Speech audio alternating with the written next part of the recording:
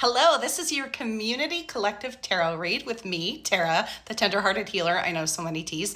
And I am doing this for the weekend of October the 4th. However, whenever it finds you, it's all good. Does not mean that the message is no longer valid. If you want a private read, click the link in my bio to get your setup. The deck that I'm using today is my favorite, the Star Seeker Tarot deck. Shout out to Nikki who created the deck.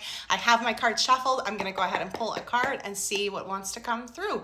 Ooh, I wanna pull from the middle. I was gonna pull from the top, but wants to come through.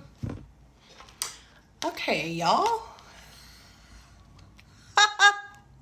You might have seen a post of mine recently where I was talking about how, like, y'all, the major arcana is just showing the fuck up. No matter what deck I use, no matter how much I shuffle, I'm not kidding you, like, majority of the readings that I've been doing these past couple of weeks have been major arcana. And major arcana is big, life-shifting shit. I know you're like, oh my God, I can't take anymore. Please, for the love of God, Tara, like, give me something minor.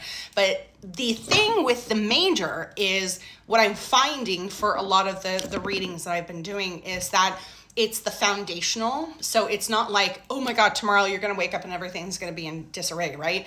The foundation is really being set for monumental change to happen. There's more to the plan than you thought was. And it's usually, not always, but majority of the time, it's for your personal benefit. Now, the Tower feels abrupt. It feels destructive, and in many ways it is.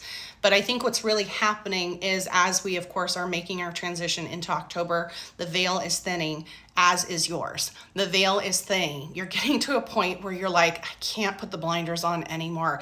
I have to, unfortunately, take this off and look at the thing that has been staring at me and telling me to make a change. I love a good finger in the ear moment where we're like, la la la, I can't hear you. I'm just gonna keep focusing on this thing over here and, like, not address you.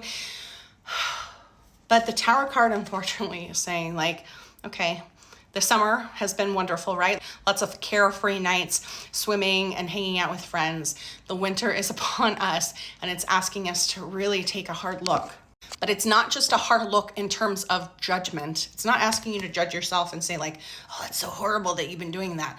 It's a judge-free zone to say, like, wow, okay, I've been ignoring this thing. How can I look at it with the lens of compassion and love that it deserves, as if the person that I love most in this world is looking at that for me and coaching me through that?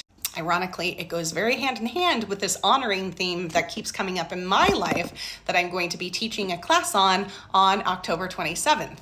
How do we create that honoring, that respect, that place of love and tenderness when this thing is barging at our door? Something to think about for your weekend ahead. I'd love to hear your thoughts. How did this speak to you, and what are you working on in terms of transition?